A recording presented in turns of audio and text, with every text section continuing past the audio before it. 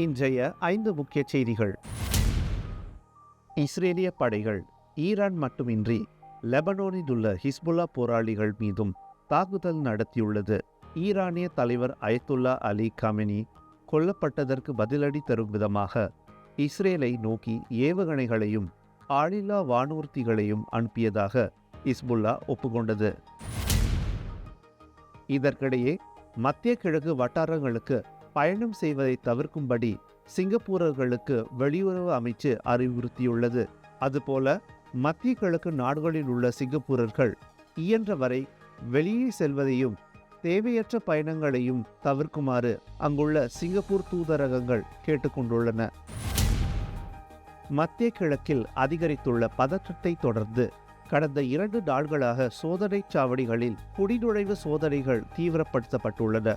அதனால் சிங்கப்பூருக்கு வரும் பயணிகள் உட்லண்ட்ஸ் சோதனை சாவடியில் போக்குவரத்து நெரிசலை எதிர்நோக்குகின்றனர். மத்திய கிழக்கில் போர் நீண்ட காலத்துக்கு தொடர்ந்தால் சிங்கப்பூரில் விலைவாசி உயரும் அபாயம் உள்ளதாக துணை பிரதமர் கான் கிம் யோங் தெரிவித்துள்ளார். நாடாளுமன்றத்தில் இன்று உரையாற்றிய திரு கான், புவிசார் அரசியல் மோதல்கள் சிங்கப்பூர் போன்ற சிறிய திறந்த பொருளியலை கொண்டுள்ள நாடுகளில் குறிப்பிடத்தக்க தாக்கத்தை ஏற்படுத்தும் என்று கூறினார். கூடிய விரைவில் சிங்கப்பூரர்கள் தங்களுடைய பெயரில் எத்தனை சிம் அட்டைகள் பதிவு செய்யப்பட்டுள்ளன என்பதை கண்டறிய இயலும்.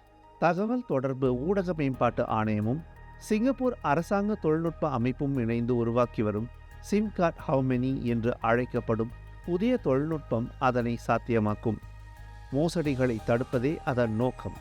இது போன்ற செய்திகளுக்காக தமிழ் முரசுடன் தொடர்ந்து இணைந்திருங்கள். தமிழ் முரசுக்காக கி. ஜெனார்த்தனன்.